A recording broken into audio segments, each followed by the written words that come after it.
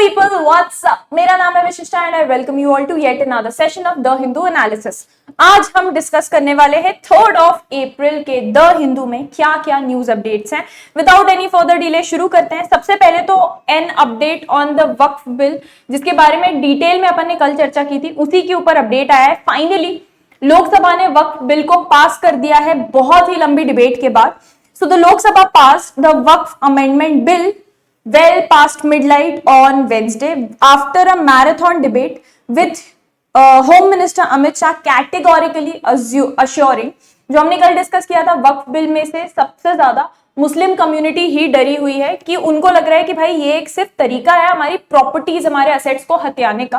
तो अमित शाह जी ने काफी लंबा डिबेट करते हुए, काफी लंबा लेक्चर देते हुए मुस्लिम कम्युनिटी को खासतौर पे अश्योर किया है कि ये जो नया बिल है उनकी रिलीजियस प्रैक्टिसेस के साथ, जो उनको आर्टिकल 26 के अंडर सेफगार्डेड प्रोवाइडेड है, उनके साथ कोई इंटरफेरेंस नहीं करेगा। होम मिनिस्टर जो है उनका ये भी कहना था कि ऑपोजिशन एक्चुअली रिस्पॉन्सिबल है। ये जो नेगेटिव इमोशन एक मुस्लिम कम्युनिटी के बीच में फैला हुआ है, जिसमें उनको डराया जा रहा है, उनको भड़काया जा रहा है कि भाई आपके साथ ये हो जाएगा, वो हो जाएगा, इसके लिए wholly and solely the opposition is responsible. The debate which started on Wednesday afternoon, वो दोपहर में शुरू हुई जो डिबेट, वो रात के 12 बजे के भी बाद तक चली थी। पहला क्लॉज जो बिल को था वो पास हुआ है बाय 288 MPs यानी member of parliament voting in favour and 232 against. तो क्योंकि मेजॉरिटी इन फेवर थे इसलिए पहला वाला जो क्लॉज था that passed. Bill passed after several key amendments moved by the opposition were negated through division of votes. बहुत सारे changes in the bill opposition ने suggest किए थे, but उसको voting के through negate कर दिया गया, हटा दिया गया। Making an intervention during the debate, Mr. Shah made it clear that a मुतावली और मैनेजर, जो वक्फ बोर्ड के एडमिनिस्ट्रेटर या मैनेजर होते हैं उनको मुतावली बोला जाता है, administrator of a waqf and a wakif यानी कि donor can only be from Muslim community. तो सबसे बड़ा जो डर था इस एक्ट को लेके वो ये है कि नॉन मुस्लिम मेंबर्स को भी अलाउ किया जा रहा था in state Waqf boards as well as central Waqf boards. तो ये मुस्लिम कम्युनिटी को लग रहा था this will dilute their religious practice. तो उसको इंश्योर करते हुए ये पॉइंट दिया है कि जो डोनर होगा और जो एडमिनिस्ट्रेटर होगा वो सिर्फ मुस्लिम कम्युनिटी से ही होगा। Non Muslims have been included in the Waqf board और काउंसिल फॉर एडमिनिस्ट्रेटिव पर्पसेस। उनका कहना है कि हमने सिर्फ एडमिनिस्ट्रेटिव पर्पसेस के लिए नॉन मुस्लिम्स को यहाँ इंक्लूड किया है, और वो भी सिर्फ ये इंश्योर करने के लिए कि कोई भी जो डोनेशन यहाँ पे आ रहा है उसको एक्चुअली में कम्युनिटी पर्पसेस के लिए ही, या जिस पर्पसेस के लिए डोनेशन किया गया है उस पर्पसेस के लिए ही यूज किया जा रहा है। ठीक है, to quote him, there is an attempt to spread confusion that this law will interfere with the Muslim religious practices and the nature of donation. Such fear mongering मतलब भड़काना, लोगों के दिलों में डर पैदा करना, is being done to create a vote bank. उनका आगे ये भी कहना था कि the Narendra Modi government runs on a very clear principle that we will not bring any law for vote bank. हम कोई भी ऐसा लॉ नहीं लाएंगे सिर्फ इसलिए कि भाई इस लॉ के कारण एक पर्टिकुलर कम्युनिटी हमको वोट देगी। ये शुरू से इसी प्रिंसिपल पर मोदी गवर्नमेंट चलती आ रही है, ऐसा अमित शाह का कहना था। The stage for a fierce exchange in the House was set after Minority Affairs Minister Mr. Kiran Rijiju moved the revised version of the Waqf Amendment Bill, Unified Waqf Management Empowerment Efficiency and Development Bill इसका नाम था, उम्मीद। ऐसा बोलते हुए, ऐसा assert करते हुए कि ये जो बिल है इट वाज अबाउट प्रॉपर्टी और नॉट रिलीजन, मिस्टर रिजिजू का कहना था कि I am from a minority myself. मतलब बेसिकली मुस्लिम्स को क्यों डर लग रहा है कि they are a minority community. तो उनका ये कहना था कि भाई मैं खुद एक माइनॉरिटी कम्युनिटी से बिलोंग करता हूं और मैं ये कह सकता हूं कि कोई भी ऐसी कंट्री नहीं है जो माइनॉरिटीज के लिए इंडिया से ज्यादा सेफ हो। ऑपोजिशन मेंबर्स हाउएवर, उनका कहना था कि ये बिल अनकॉन्स्टिट्यूशनल है, जिनमें AIMIM यानी कि ऑल इंडिया मजलिस ए इत्तेहादुल मुस्लिमीन चीफ असादुद्दीन ओवैसी जी, जो he is quite famous for his debates and all, symbolically he tore down, फाड़ा उन्होंने सबके सामने a copy of this bill. During the speech जो होम मिनिस्टर है उन्होंने ये भी बोला कि जो वर्ड डोनेशन है वो स्पेशल इंपॉर्टेंस होल्ड करता है, क्योंकि डोनेशन सिर्फ और सिर्फ उस चीज का किया जा सकता है जिससे which is one's own property, जो आपकी खुद की प्रॉपर्टी है उसी को आप डोनेट कर सकते हो। And none can donate government property, कोई भी गवर्नमेंट प्रॉपर्टी को डोनेट तो कर नहीं सकता। उन्होंने आगे ये भी बोला है कि डेजिग्नेटेड ऑफिशियल जो भी होगा has been authorized to ascertain the genuineness of Waqf property in case of disputes। कि देखो भाई, ऐसा नहीं है कि कोई गवर्नमेंट ऑफिशियल है तो वो भी अपनी ओन प्रॉपर्टी ही तो डोनेट कर सकता है ना, वो थोड़ी ना गवर्नमेंट प्रॉपर्टी यहां बैठ के डोनेट कर देगा वक्फ बोर्ड को यूज करके। तो it's completely irrational what ever the fear is. He saying कि भाई सिर्फ एडमिनिस्ट्रेटिव पर्पसेस के लिए नॉन मुस्लिम्स को मेंबर बनाया जाएगा, ये देखने के लिए कि जो प्रॉपर्टी डोनेट की जा रही है the genuineness of that property. ठीक है, इन अ चेंज फ्रॉम 2013 का वक्फ लॉ जो एग्जिस्ट करता था, नया लॉ ये स्टेट करता है कि सिर्फ एक पर्सन जो एक्चुअली में इस्लाम धर्म को प्रैक्टिस कर रहा है पिछले 5 सालों से, उसको ही अलाउड होगा वक्फ को डोनेशन देना। तो ये एक थोड़ा एडिशनल पॉइंट है जिसके वजह से अगेन लोग काफी आग बबूला हो रहे हैं कि कोई भी ऐसा इंसान जो 5 सालों से कम से इस्लाम प्रैक्टिस कर रहे हैं, probably recently convert हुए हैं, they will not be able to donate their property to waqf. Responding to opposition का आर्ग्यूमेंट कि जो मुस्लिम्स हैं वो ये न्यू लॉ एक्सेप्ट नहीं करेंगे, उनका ये कहना था कि ये पार्लियामेंट का लॉ है और भाई सब पे लागू होता है, नहीं एक्सेप्ट करेंगे। क्या होता है, आप कंट्री का पार्ट है, कंट्री के ऊपर पार्लियामेंट के लगाए हुए बनाए हुए लॉज लागू होते हैं, तो it's a law of the parliament, everyone is under the law. Taking on the opposition, Mr. Shah claimed that they had resorted to similar fear-mongering during the passage of other laws जैसे कि CAA, abrogation of special status जो Jammu and Kashmir का था, article 370 and abolition of triple तलाक। तो उनका ये कहना है कि भाई ऑपोजिशन का यही पैटर्न रहा है पिछले 3 बारों से, आप चाहे CAA की बात कर लें एक्सक्यूज मी, चाहे ट्रिपल तलाक की बात करें या आर्टिकल 370 को जब एब्रोगेट किया गया था, तीनों ही केसेस में आपको देखने को मिलता है कि ऑपोजिशन ने इसी तरीके से लोगों के दिलों में डर पैदा करने की कोशिश की थी। That was what the gist of the entire debate was. Coming on to the next one, just give me a second.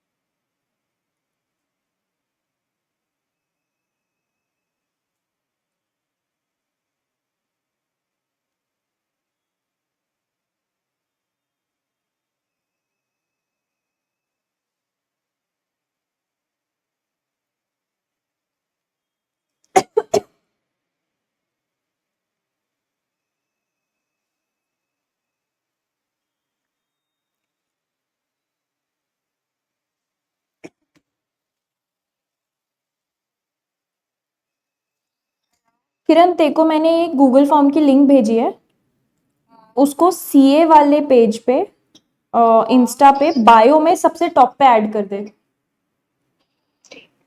ठीक है, अभी जल्दी कर दे, फिर यशोधन को एक बार मैसेज कर देना खाली कि link has been added to bio.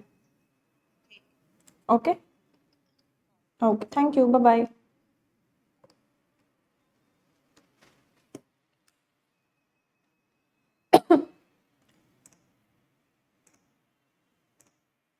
Right, next discussion पे आते हैं, नेक्स्ट इंपॉर्टेंट न्यूज पर आते हैं। India braces for tariff on liberation day in America, 2 April जो डेट दी गई थी, ahead of an expected announcement on reciprocal tariff, जो यूएस ने बोला था, यूएस के प्रेसिडेंट ने थ्रू एन एग्जीक्यूटिव ऑर्डर बोला था, government is braced for harsh tariffs against India. However ये भी होप है हमको कि कुछ लीनियंसी दिखाई जाएगी in the form of concession on import duties. अच्छा, मिस्टर ट्रम्प का ये कहना था, it's liberation day in America. Mister Trump wrote on the truth social platform on Wednesday referring to implementation of tariff against countries that he claims has treated the US unfairly. ये reciprocal tariff की अगर अपन बात करें तो ये क्या होता है बेसिकली, एक कंट्री है मान लो यहाँ पे ए और दूसरी कंट्री है बी. ए कंट्री बी के ऊपर टैरिफ लगा रही है. टैरिफ एक तरीके का टैक्स होता है on import export of goods and services. ठीक है, ए कंट्री लगा रही है, ए कंट्री मान लो गुड्स भेज रही है बी के पास और बी उसके बदले में इनके ऊपर 5% टैरिफ लगा रहे हैं. ठीक है, on the other hand B जब ए के पास गुड्स बेच रही है, अपने गुड्स को भेज रही है, ये 10% टैरिफ लगा रहे हैं. तो कई बार इस तरीके के टैरिफ लगाए जाते हैं. एक तरीके का अग्रीमेंट होता है छोटी डेवलपिंग कंट्रीज के साथ, जिसमें डेवलपिंग कंट्रीज को बोल देते हैं डेवलप्ड कंट्रीज की चलो भाई तुम ज्यादा टैरिफ लगा लो, तुम थोड़ा ज्यादा कमा लो, तुमको जरूरत है. ठीक है, यहाँ काफी सारे कंट्रीज के साथ यूएसए का ऐसा रिलेशन है जिसमें बेसिकली सामने वाली कंट्री यूएसए पे ज्यादा टैरिफ लगाती है, यूएसए थोड़ा कम लगाती है. ठीक है, अब ट्रम्प ने बोला है हम रेसिप्रोकल टैरिफ लगाएंगे, तुम हम पे 10% लगाओगे, हम बदले में हम भी ज्यादा टैरिफ लगाएंगे. These are known as reciprocal tariffs. तो बहुत सारी कंट्रीज को इंक्लूडिंग इंडिया सबको डर बैठा हुआ है कि भाई रेसिप्रोकल टैरिफ के नाम पे पता नहीं कितना टैरिफ लगाने वाले हैं. So everyone is waiting for that. 2 April date दी गई थी. बहुत ही जल्द कल के न्यूज़पेपर में प्रॉब्लम हम यही डिस्कस कर रहे होंगे कि टैरिफ रेट्स क्या है. नेक्स्ट, सुप्रीम कोर्ट ने वेंसडे को एक डिसीजन देते हुए बोला है कि अगर जो स्पीकर ऑफ लोकसभा होते हैं वो पावरलेस है या if a speaker they choose to remain indecisive, किसी चीज के ऊपर डिसीजन नहीं दे रहे on petition seeking disqualification of legislators who defect, hearing petitions filed by the Bharat Rashtra Samiti BRS leaders seeking timely action by the Telangana speaker on disqualification proceedings जो 10 MLAs के against pending है जिन्होंने अपने allegiance को shift किया था to the ruling Congress party state के. Bench का ये कहना था, bench headed by justice BR Gavai, उनका ये कहना था कि भाई जो स्पीकर होता है he could not use his indecision to defeat the worthy objective of 10th schedule. Just because speaker decide नहीं कर पा रहा तो भाई 10th शेड्यूल में जो एंटी डिफेक्शन लॉ दिया हुआ है उसको डिफीट नहीं कर सकता स्पीकर अपने इनडिसाइसिवनेस से of the constitution. The courts cannot certainly tell a speaker to decide in a particular manner. Court नहीं बता सकते स्पीकर को कि क्या डिसीजन देना है, लेकिन can it not tell a speaker to decide within a specified and reasonable period of time? उनका ये कहना है ठीक है, कोर्ट ये नहीं बोल सकता स्पीकर को कि तुम ये डिसीजन लो या इसके फेवर में दो, बट क्या स्पीकर को कोर्ट ये भी नहीं बोल सकता कि भाई कुछ तो टाइम रहते टाइम बाउंड मैनर में डिसीजन दो, ये पेंडिंग कब से केसेस पड़े हुए हैं. बेसिकली मेन क्वेश्चन यहाँ पे जो था वो ये था कि क्या हमारे कॉन्स्टिट्यूशनल कोर्ट्स डायरेक्ट कर सकते हैं स्पीकर्स को who act as quasi judicial tribunals under anti defection law. तो एंटी डिफेक्शन लॉ पावर देता है स्पीकर को to decide if a particular member has defected और नॉट. तो क्वासी जुडिशियल ट्राइब्यूनल मतलब होता है कि not completely judicial but judicial powers, decision देने के पावर्स दिए गए उनको. ठीक है, तो उनको स्पीकर्स को जो पावर दिए गए हैं, क्या हमारा कॉन्स्टिट्यूशनल कोर्ट्स को ये अलाउड है कि उनको बोला जाए, कोर्ट जाके उनको बोले कि जो पेंडिंग पिटिशंस है जो उनके सामने फाइल की गई है उनको भाई उनके ऊपर टाइमली मैनर में डिसीजन दो. अच्छा, टू कोट हिम, यहाँ पे जस्टिस गवाई का कहना था और argument is that if a speaker does not act courts would be powerless. मतलब अगर स्पीकर अपनी ड्यूटी नहीं कर रहे टाइम से तो क्या कोर्ट पावरलेस है? ये आपका आर्ग्यूमेंट है जो आप बोल रहे हो. सामने वाले क्या कह रहे थे कि भाई स्पीकर के ऊपर अधिकार है, स्पीकर के ऊपर रिस्पॉन्सिबिलिटी वही करेगा. कोर्ट का कहना है हाँ स्पीकर करेगा. हम स्पीकर को ये नहीं बता रहे तुम क्या करो, हम कह रहे भाई टाइम से तो करो. So out of 5-year term of the house if defection happened in the first year, 5 year का टर्म होता है स्पीकर का, उसमें से अगर पहले साल में डिफेक्शन हो गया और स्पीकर अगले 4 साल तक कुछ नहीं कर रहे हैं उस डिफेक्शन से रिलेटेड, तो क्या कोर्ट्स के हाथ इस केस में बंधे हुए हैं? ऐसा उन्होंने पूछा, but it was actually a rhetorical question. यहां पे उनका बेसिकली ये कहना था, it was a direction to the speaker to act in a timely manner and in a quick manner. ठीक है. अच्छा, वक्फ बिल को टेबल किया गया है तो यूपी में सिक्योरिटी काफी हाई कर दी गई है क्योंकि थोड़ा बहुत चांसेस है of communal riots emerging. So the Uttar Pradesh police conducted flag marches in over 50 districts as authorities ramped up security across the state as a precautionary measure amid the tabling of Waqf bill in the parliament on Wednesday. Union minority affairs minister Kiran Rijiju, उन्होंने table किया था वक्फ amendment bill 2024, जो कि joint parliamentary committee का recommendation या proposal था लोकसभा में, और फाइनली लोकसभा पास भी कर चुकी है by majority votes. Bill seeks to improve the administration of waqf properties, introduce technology driven management, address जो भी कॉम्प्लेक्सिटीज हैं एंड इंश्योर ट्रांसपेरेंसी। जो ये फ्लैग मार्च है, it was led by the senior superintendent of police mister Abhishek Singh and district magistrate Umesh Mishra, was conducted in the sensitive areas of Muzaffarnagar, जहां काफी बड़े amount में दोनों ही कम्युनिटीज रिसाइड करती है। दूसरे डिस्ट्रिक्ट्स में जैसे कि मीरठ, अलीगढ़, कानपुर, आगरा, वाराणसी, मुरादाबाद एंड प्रयागराज में डिस्ट्रिक्ट अथॉरिटीज ने फ्लैग मार्चेस कंडक्ट किए। यहाँ पे कंटिन्यूस ड्रोन सर्विलियंस भी चलाया जा रहा है कुछ स्पेसिफिक डिस्ट्रिक्ट्स में। पुलिस पर्सनल्स अलग अलग लोकल स्टेशन से फ्लैग मार्च अगेन कंडक्ट कर रहे हैं। पुलिस डिपार्टमेंट ने सारी की सारी छुट्टियां एप्लीकेशंस कैंसिल कर दी हैं because a lot of police personnels might be required in case any kind of riot breaks out. अच्छा, यहाँ हम बाकी स्टेट्स का देखें तो chief minister of Maharashtra Devendra Fadnavis का कहना है कि भाई हम बिल को सपोर्ट करते हैं, हम बैक करते हैं। वहीं तृणमूल कांग्रेस की Mamata Banerjee, who is the chief minister of West Bengal, उनका कहना है कि भाई हम we are going to fight to protect the waqf properties, basically they are going to oppose the bill. तो अलग अलग स्टेट्स का अलग अलग रिएक्शंस हमको यहाँ पे देखने को मिल रहे हैं। अच्छा, अगर आप इंस्टाग्राम यूज करते हैं तो probably you must have come across ऐसे वीडियोस जहां पे जानवर दिखाए जा रहे हैं, हिरण वगैरह, जो बेसिकली रोड पे इधर उधर भाग रहे हैं और बोला जा रहा है कि स्टॉप दिस इनजस्टिस इन हैदराबाद। तो ये हो क्या रहा है, तेलंगाना हाईकोर्ट ने बेसिकली इंस्ट्रक्ट किया है स्टेट गवर्नमेंट को कि थर्सडे तक आप किसी भी तरीके का ground levelling work and cutting trees, 400 एकड़ की जो जमीन है just OUH university of Hyderabad से लगी हुई जमीन है, वहां पे कंप्लीटली रोक दे।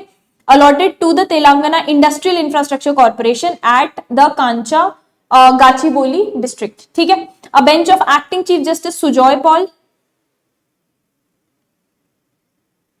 A bench of acting Chief Justice Sujoy Paul and Justice Renuka Yara passed the interim direction after hearing contentions of the counsel of two PIL petitioners challenging the land allotment to TGIIC and Advocate General A. Sudarshan Reddy. तो फिलहाल के लिए उन्होंने ऐसी सारी construction activities पर रोक लगाने के इंस्ट्रक्शंस दिए हैं। Coming on to the next important news, Kerala में एक नई डैमसेल फ्लाई की स्पीशीज पाई गई है। A group of researchers has discovered a new species of damsel fly in the Wayanad landscape of western Ghats of Kerala.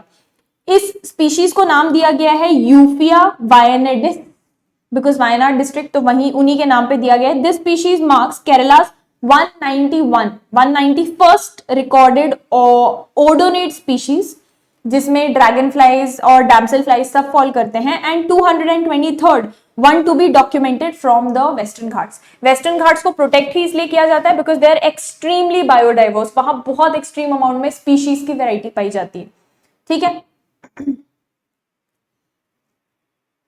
अच्छा, this is important. North sentinel island पर एक बहुत ही वेल प्रोटेक्टेड ट्राइब रहता है, वहां पे जाना अलाउड नहीं है। इंडिया की गवर्नमेंट ने कंप्लीट बैन लगा रखा है। So 24-year-old US national Mykhailo Viktorovych, if my pronunciation is not wrong, इनको अरेस्ट किया गया था अंडमान एंड निकोबार आइलैंड्स के पास में से for allegedly entering the prohibited tribal reserve area of north sentinel island. वो पोर्ट ब्लेयर में पहुंचे 26 मार्च को, और उसके बाद एक इन्फ्लैटेबल बोट के ऊपर ही left there early on 29th March. He reached North Sentinel Island and left a coconut and a can of cola as offering for the Sentinelese. वहां पे जो एक ट्राइब रहती है वेल प्रोटेक्टेड, दुनिया से सिविलाइजेशन से दूर उनको प्रोटेक्टेड रखा जाता है, उनके लिए एक कोकोनट और एक कैन ऑफ कोका कोला उन्होंने छोड़ा और सैंड सैंपल्स कलेक्ट करने के लिए लग गया, but did not encounter any habitants. वहां जो भी रहते थे वो एक भी नहीं मिले उसको। He return by evening where he was spotted by a local fisherman and subsequently arrested. Director general of police Mr H S. Dhaliwal का ये कहना है, we are getting more details about him and his intention to visit the reserve tribal area. We are also trying to find where else he had visited during his stay in Andaman and Nicobar.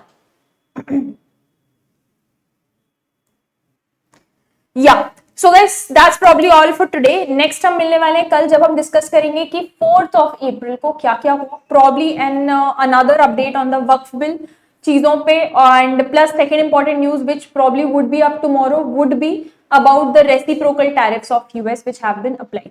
So guys, thank you for joining me in today's session. I'll see you guys again tomorrow. This is Vishishta signing off.